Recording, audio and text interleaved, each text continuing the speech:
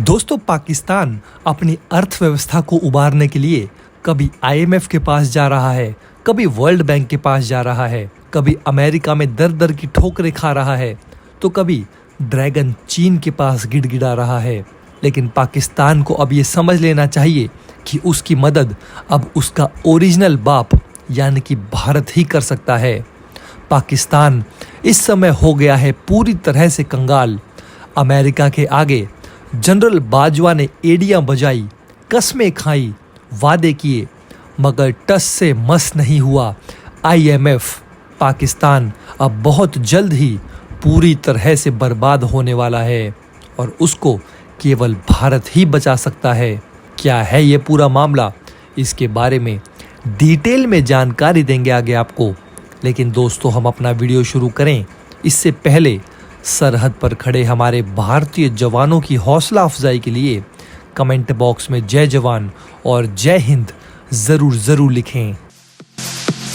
मंत्री, वित्त मंत्री और प्रधानमंत्री के फेल हो जाने के बाद कंगाली के भंवर में फंसे पाकिस्तान को बचाने के लिए आर्मी चीफ जनरल बाजवा जब तक मैदान में उतरे तब तक काफी देर हो चुकी थी।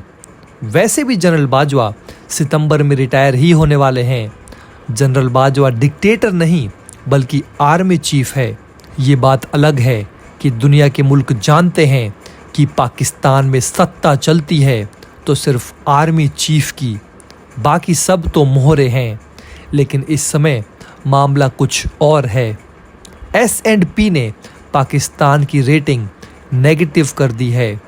इसलिए भी दुनिया की तमाम आर्थिक ताकतें पाकिस्तान के भविष्य और अपने भविष्य को लेकर सशंकित हैं। पाकिस्तान का अगला आर्मी चीफ कौन आएगा, वो जनरल बाजवा के वादों को कितना पूरा कर पाएगा या नहीं कर पाएगा, तमाम सवाल हैं। पाकिस्तान के पास सिर्फ इतने फॉरेन रिजर्व हैं जिससे कुछ दिन तक ही काम चल सकता है। अगर आईएमएफ से तत्काल मदद नहीं मिली तो पाकिस्तान डिफ़ॉल्ट हो जाएगा, ठीक उसी तरह जैसे श्रीलंका हुआ। श्रीलंका को तो भारत ने काफ़ी दिन तक बचा लिया और अब भी मदद कर रहा है, लेकिन पाकिस्तान को बचाने कौन आएगा, क्योंकि पाकिस्तान को तो भारत से मदद मांगने में शर्म आती है। चीन, सऊदी अरब और यूरोपियन यूनियन जैसे देशों ने पाकिस्तान को पैसा देने से इनकार कर दिया है। अगर ये देश कुछ मदद करने को रजामंद हुए भी हैं तो इनकी शर्तें इतनी कठिन हैं कि पाकिस्तान उन्हें पूरा ही नहीं कर पाएगा। इसी हफ्ते Pakistani army chief general Bajwa ने अमेरिकी डिप्टी सेक्रेटरी वेंडी शर्मन समेत बाइडेन प्रशासन के कई ओहदेदारों से फ़ोन पर गुहार लगाई है कि आईएमएफ से पाकिस्तान को तत्काल आर्थिक मदद दिलवाई जाए, वरना पाकिस्तान डिफ़ॉल्ट घोषित हो जाएगा।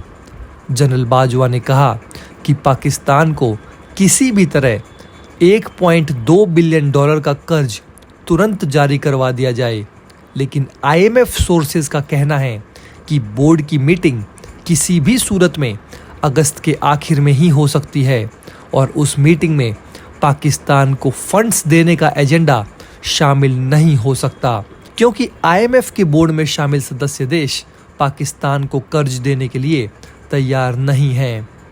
आईएमएफ यानी कि इंटरनेशनल मॉनेटरी फंड पाकिस्तान को और अधिक कर्ज इसलिए नहीं देना चाहता क्योंकि 1958 से लेकर अब तक 22 बेल आउट पैकेज में से पाकिस्तान ने आईएमएफ के एक ही प्रोग्राम को इम्प्लीमेंट किया है, वो भी तब जब पाकिस्तान पर तानाशाह जनरल परवेज मुशर्रफ का राज था। इसके अलावा पाकिस्तान के कोड में खाज वाली कहावत ये हो गई है कि स्टैंडर्ड एंड पुअर्स भी ग्लोबल ने पाकिस्तान की रेटिंग स्टेबल से नेगेटिव कर दी है।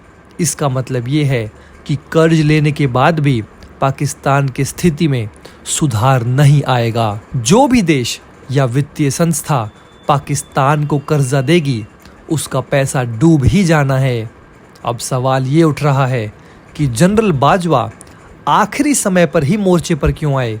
इसका बड़ा कारण ये भी है कि मौजूदा प्रधानमंत्री के विदेश मामलों के सलाहकार तारिक फातेमी ने वॉशिंगटन जाकर कुछ जुगत भिड़ाई भी थी, लेकिन जैसे ही वो इस्लामाबाद लौटे वैसे ही पाकिस्तान के विदेश मंत्रालय ने बयान दे दिया कि तारिक फातेमी ने अमेरिका विजिट और वहाँ के ओहदेदारों के साथ हुई मीटिंग दावों वादों की जिम्मेदारी नहीं लेते हैं। पाकिस्तानी विदेश मंत्रालय के इस बयान से अमेरिका और आईएमएफ के टॉप ब्रासेस में संशय पैदा हो गया है और आईएमएफ से फंड्स मिलने की संभावना खत्म सी हो गई है। जनरल बाजवा खुद कटोरा लेकर कई देश हाल ही में घूम कर आए हैं। उनमें से यूएई ने जरूर कहा है कि वो इन्वेस्टमेंट करेगा, लेकिन जहां इन्वेस्टमेंट करेगा वहां उसके शेयर पाकिस्तानी शेयरों से ज़्यादा होंगे।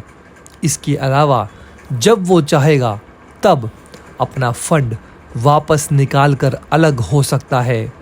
जनरल बाजवा खुद भी और दुनिया की तमाम सभी ताकतें जानती है कि पाकिस्तान में हाइब्रिड डेमोक्रेसी है, मतलब वहाँ पर प्रधानमंत्री, कैबिनेट, संसद, अदालत और राष्ट्रपति नाम की संस्थाएं तो हैं, लेकिन इन सब की डोर आर्मी चीफ के हाथों में रहती है। समस्या ये आन पड़ी है कि आईएमएफ या दुनिया की और दूसरी वित्तीय संस्थाएं 3 महीने के बाद यानी नए आर्मी चीफ की नियुक्ति के बाद ही पाकिस्तान से नेगोशिएशन करने की इच्छुक हैं। अगर इन 3 महीनों में पाकिस्तान बचा तो अल्लाह मियाँ की रहमत, वरना सितंबर के आखिर तक पाकिस्तान का डूबना निश्चित है। पाकिस्तानी आवाम राष्ट्रपति, प्रधानमंत्री के घरों पर कब्जा कर लेगी। सड़कों पर आगजनी, लूटमार और हिंसा तांडव कर रही होगी। सिंधुस्थानी, बलूच, पख्तून अलग अलग मुल्क का ऐलान कर देंगे। सबके झंडे और कौमी तराने तैयार हैं। लश्कर और सिपह सलाहकार हथियार बांधकर और कमर कस कर बैठे हैं। सुना तो ये भी जा रहा है कि पाकिस्तान के डिफ़ॉल्ट होने से पहले ही शहबाज खानदान ही नहीं, इमरान खान और तमाम सत्ता और विपक्ष के नेताओं ने विदेश भागने का पक्का प्लान भी बना लिया है।